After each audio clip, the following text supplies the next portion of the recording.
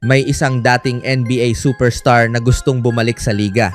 At ngayon, posibleng may isang team na hindi lang pwedeng magbigay sa kanya ng chance. Pwede ring maging perfect fit para sa kanyang comeback. Ang pangalan? Ben Simmons. Matagal na mula nang makita natin ang dating version ni Simmons na parang unstoppable sa transition, kayang mag-defend ng halos kahit sinong player at gumawa ng plays para sa buong team. Pero ngayon, 30 years old na siya. At pagkatapos ng ilang mahirap na taon sa NBA, sinusubukan niyang makabalik. Ang interesting dito, may Western Conference team na naiulat na nag-alok sa kanya ng training camp opportunity. Hindi pa kumpirmado kung Golden State Warriors ang team na iyon. Pero kung titingnan natin ang sitwasyon ng Warriors, parang napakaraming dahilan para subukan nila si Simmons. At baka ito ang isa sa mga rare NBA moves na halos walang downside para sa Golden State. Gusto ni Ben Simmons na bumalik.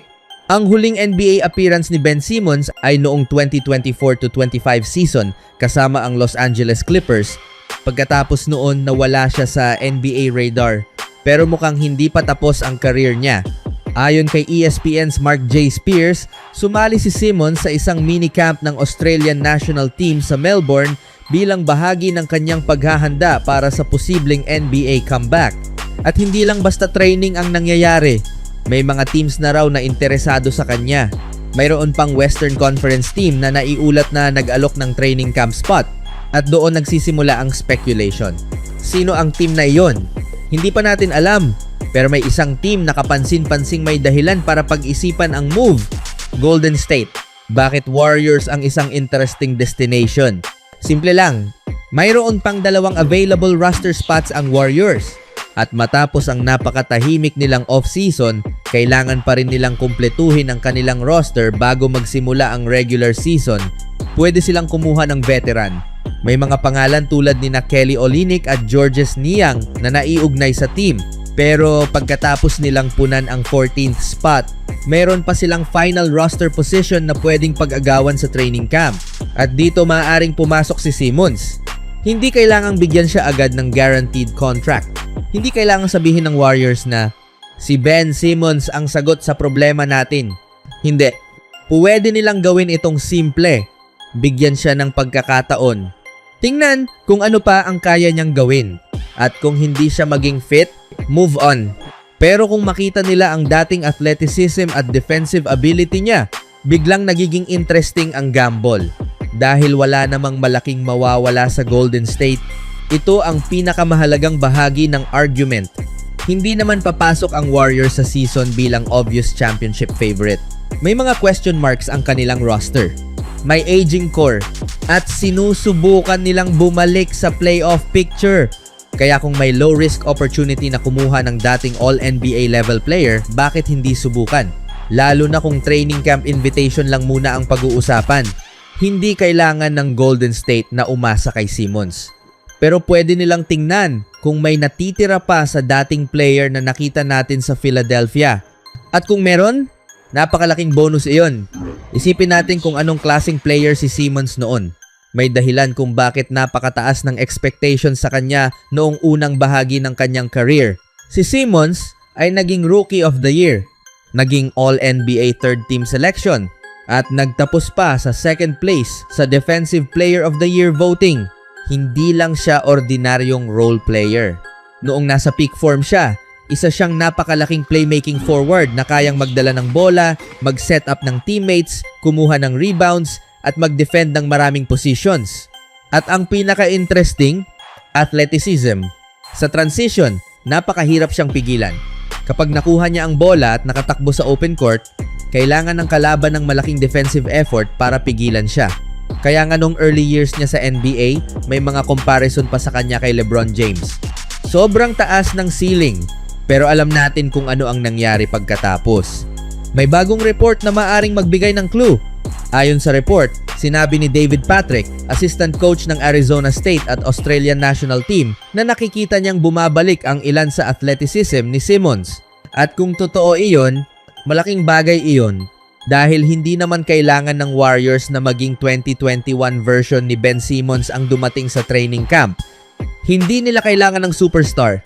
Hindi nila kailangan ng 20 points per game. Ang kailangan nila ay isang player na makakatulong sa ilang specific areas. Defense, rebounding, ball handling, playmaking, transition offense. At halos lahat ng iyon ay dating strengths ni Simmons. At may isang problema ang Warriors na pwedeng solusyonan ni Simmons. Tingnan mo ang Golden State. May experience sila, may shooting, may veteran leadership, pero hindi rin sila ang pinaka-athletic na team sa NBA. At kapag humarap sila sa mas batang Western Conference teams, maaaring maging problema ang physicality at speed. Dito pwedeng maging valuable si Simmons. Isang malaking wing-sized playmaker na kayang magdala ng bola, isang defender na kayang mag-switch, isang rebounder na maaaring tumulong sa transition, at isang player na hindi kailangang maging primary scorer para maging useful. Actually, iyon ang maaaring pinakamalaking attraction. Hindi kailangan ng Warriors na gawing scorer si Simmons. Kailangan lang nilang malaman kung kaya pa niyang gawin ang ibang bagay na dati niyang ginagawa ng napakahusay. At hindi ito ang unang pagkakataon na na-link ang Warriors kay Simmons. May history na ang dalawang panig. Noong 2021, nang humiling si Simmons ng trade mula sa Philadelphia na iugnay ang Warriors sa possible destination niya. Napakalakas noon ng trade rumors.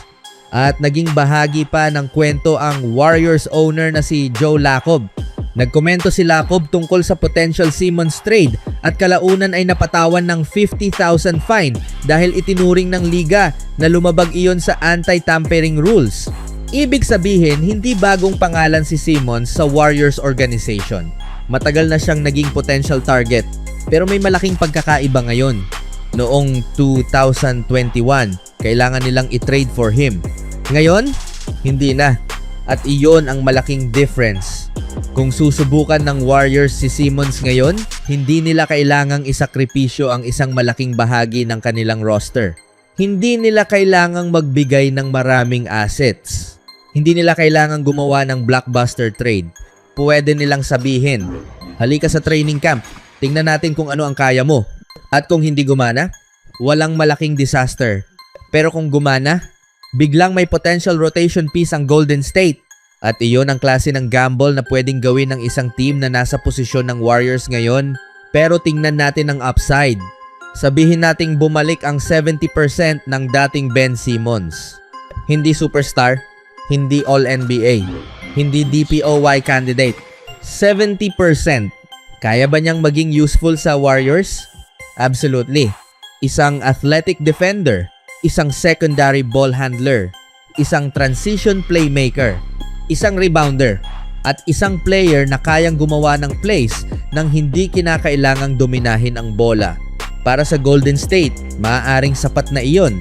At kung makabalik siya sa mas mataas na level, mas maganda. Kaya ito ang gamble na pwedeng sulit. Imagine mo ang Warriors na may Curry sa offense, may veteran leadership, at pagkatapos may Simmons na biglang nagdi-defend sa opposing team's best wing. Pagkatapos ng defensive stop, siya ang magdadala ng bola sa transition. At sa halip na siya ang maghanap ng sariling shot, makikita niya si Curry o ibang shooter na open. Kung mangyari iyon consistently, may silbi siya. Hindi kailangang maging flashy. Hindi kailangang maging superstar.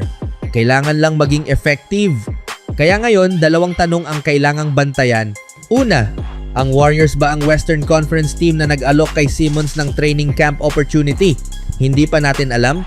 Walang official confirmation. Pero ang timing ay interesting. May dalawang roster spots ang Golden State. Kailangan nila ng depth at available si Simmons. Pangalawa, kung makuha man nila siya, kaya pa ba niyang maging NBA level contributor? Iyon ang mas malaking mystery. Dahil kung bumalik ang kanyang athleticism at defensive form, maaaring may hidden value ang move na ito. Pero kung hindi, training camp experiment lang siya. At iyon mismo ang maganda sa situation ng Warriors. Mababa ang risk, pero potentially mataas ang reward.